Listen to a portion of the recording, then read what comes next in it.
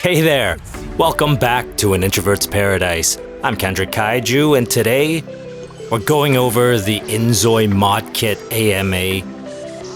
Not all of it, there's quite a few questions and answers. I'll just pick out a few that are interesting. If you want to read all of them, I found this in the Steam launcher under Library, where they post news and updates on the games that you have. So let's get to it. The first question that was asked to the Crafton team was, are there plans to improve how mods are presented and discovered in-game via the mod browser? For example, categories, tags, or creator pages. Wait a minute, I hope that stuff's already in there. Because day one, it won't be much of an issue. Probably 2 weeks in, it won't be much of an issue. If it's just like 10 pages of mods, that's easy enough to scroll through. But oh boy, when it gets up to like 200 pages and you don't have any of these features, man, that's gonna be like finding a needle in a haystack. So let's see what the team had to say. We're open to improving the usability of the mod browser. Suggestions such as categories, tags, and creator-specific pages are actively under review, and we are planning to implement community feedback swiftly. Okay, thank God. Because when this team says swiftly, they mean swiftly. Because remember when the game first dropped, and our Zois were aging way too fast, dying way too fast, and we let the team know, we gave them that feedback, and within like 48 hours they made the change. I think most other developers, they would have taken that feedback, but they would have waited until now, this week. When the first update drops, that's when they would have implemented it. Next question. Now that monetization is not allowed in Inzoi, what is the company planning for future? Cause, let's be real, this is a half-baked game, and if I am putting a lot of effort in for designing a mod that not only enhances the gameplay, but also builds on its core, I need to be compensated as well. Without the modding community, I don't believe it can pull players into the game. To summarize, I just want to know what kind of support the company is going to provide for modders in the future. This guy sounds like a real piece of work, doesn't he? A real dickhead. Now, it's written, so I might be reading into it too much, but this guy sounds like a real entitled douchebag, doesn't he? Basically, what this dude is saying is, your game sucks. You need people like me to come and save it. Look at me riding in on my high horse. The game's in early access, so that's why it feels half-baked. And having a great modding community with any game is definitely a plus, definitely a positive. Whether it's necessary or not, like needed or not, that remains to be determined.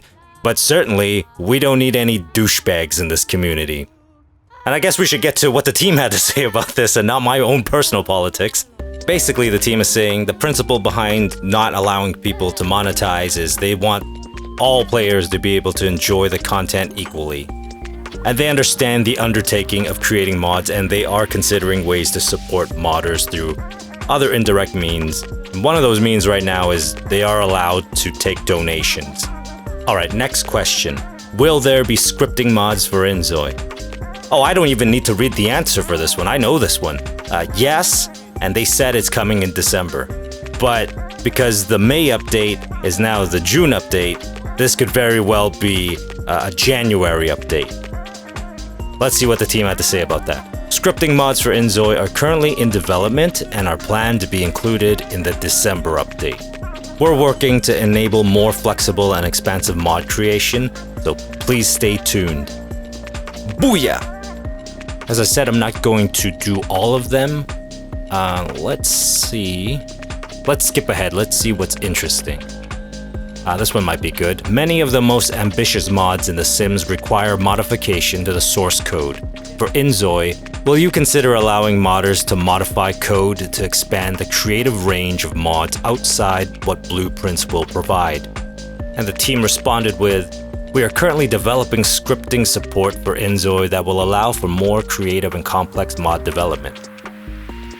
Our goal is to provide a flexible system that meets the needs of our community. That sounds like a diplomatic way of saying, no, don't touch my code! And I hope whatever solution they come up with, it allows modders to create really cool stuff, because there's so much potential here. Alright, this one also looks good. Is it only for modders or also beginners can create their own? The mod kit launching in June has been designed with user friendliness in mind. Yes!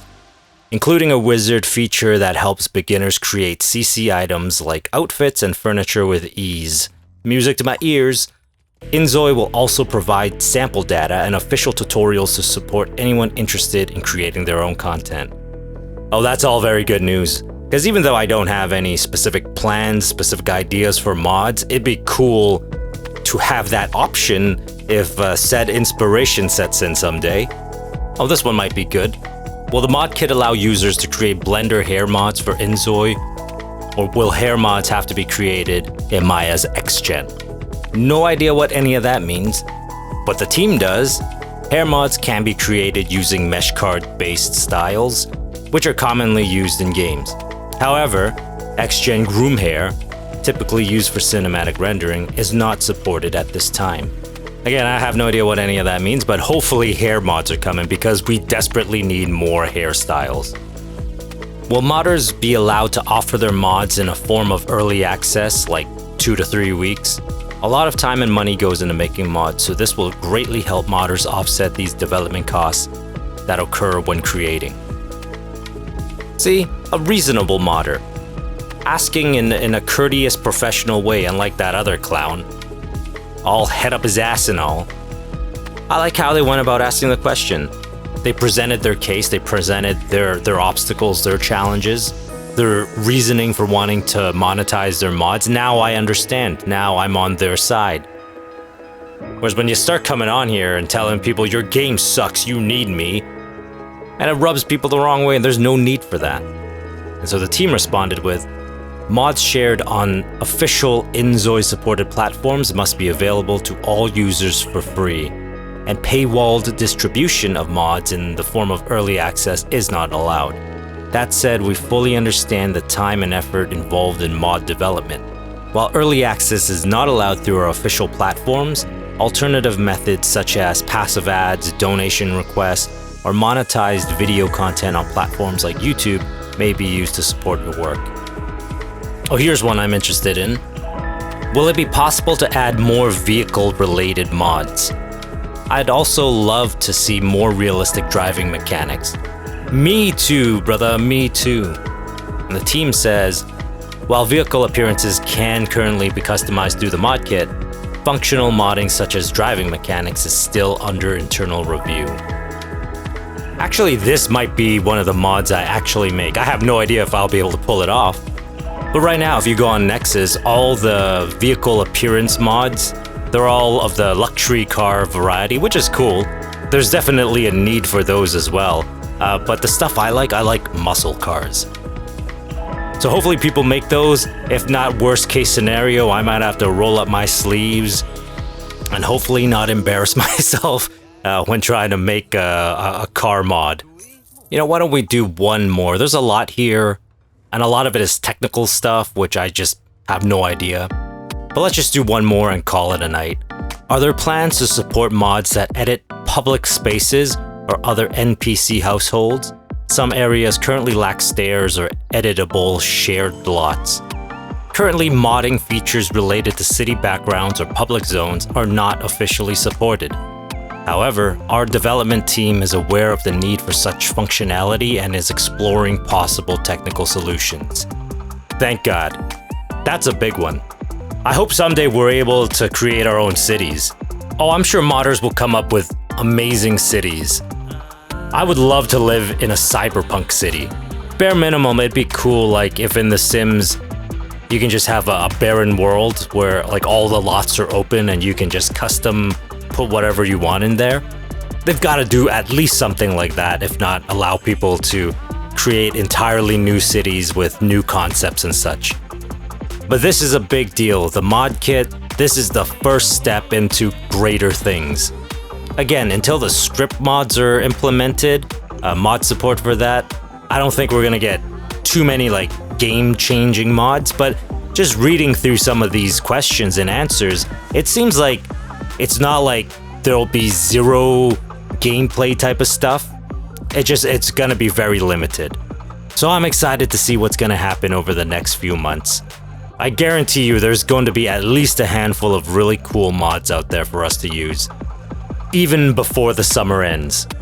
But I know for myself I have to temper my expectations. The really great game-changing stuff, that's probably next summer. Well, let's call it a night. Thank you for tuning in. I'm Kendrick Kaiju, and you've been watching An Introvert's Paradise, going over some of the AMA results for Inzoi. I'll talk to you soon. Until then, take care of yourself, and remember, just make it through another day.